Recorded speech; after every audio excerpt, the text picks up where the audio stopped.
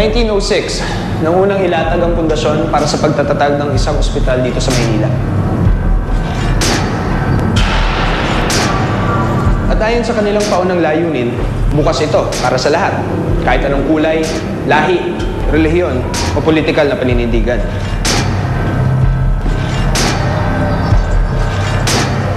Kung ganun nga ang kaso, bukas rin ba ang mga pinto nila sa mga ibang nilalang?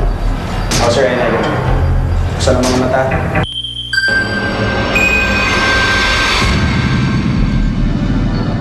Talasan ng pandinig.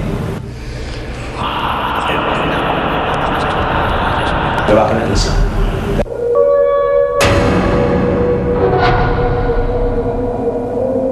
Anong mundo? Nababala? Misteryo. Bukod sa panggagamot, ang ospital na ito ay isa rin educational institution. Kaya nga naging sikat ang isang classroom dito at naging kontrobersyal. Dahil bukod sa mga araling medikal, namulat na rin ang mga estudyante dito ukol sa mga bagay na paranormal. Mahigit 100 taong nang nakatirik ang gusaling ito. Isa itong paaralan at ospital na nagbibigay ng tulong medikal sa mga taong nangangailangan nito. Ngunit hindi lahat ng may sakit na pumapasok dito ay gumagaling. Kung minsan, ito na ang kanilang nagiging huling hantungan.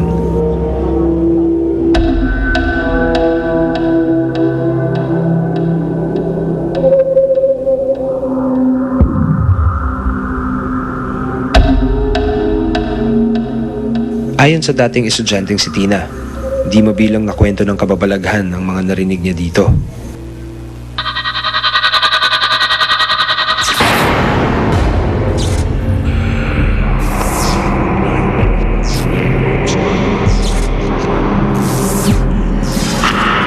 Ang dami namin experience, iba-ibang klase. Dun sa room, sa CR, tapos minsan dun sa mga hallway.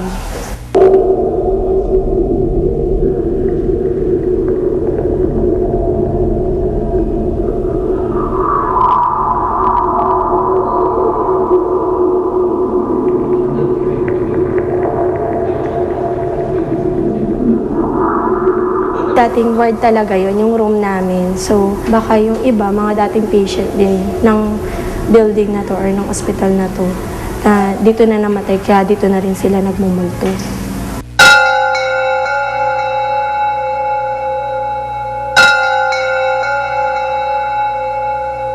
Habang nabi-break time sila doon sa loob ng room namin, dito sa building na to,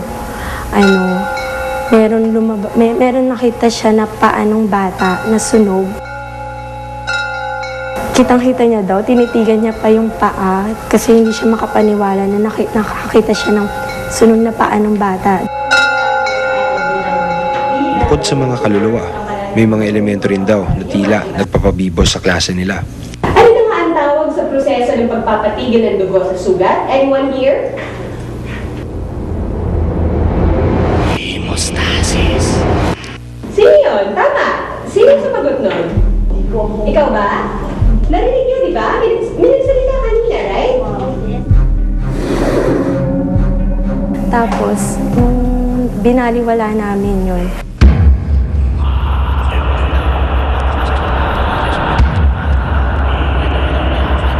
Meron isa sa mga classmate ko na hinawakan siya sa balikat tsaka sa ulo.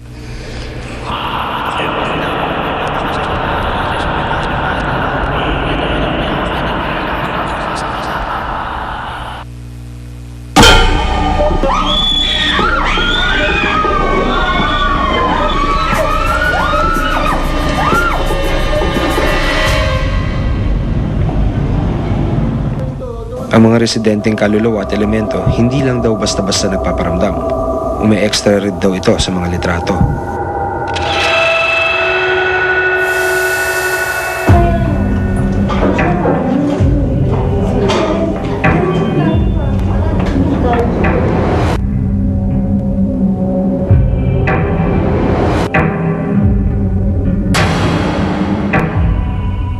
Paniwala ni Richard Companiano, isang dating estudyante na bukas umano ang third eye.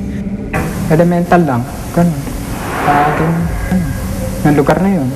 Na-istorbo siguro. Kaya nagparamdam.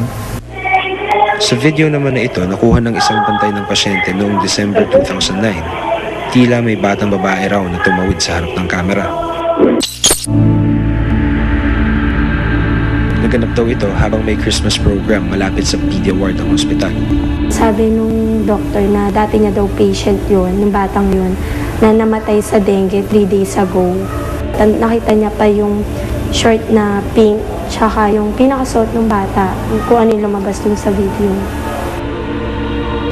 Para kay Richard, espiritu nga ang tumawid, ngunit hindi ng isang batang kamamatay lang sa dengue. More like parang doppelganger. Ginagamit niya lang yung spirit ng bata. O yung hitsura ng bata, rather. Para makakalkal lang ng mga isipan ng mga tao. Para lang mapag-usapan, ganun. Meron nag-attract sa kanila rito. Mga strong emotions, takot, lungkot, galit, mga negative emotions na pwede nilang magamit para paglaruan yung isip ng tao.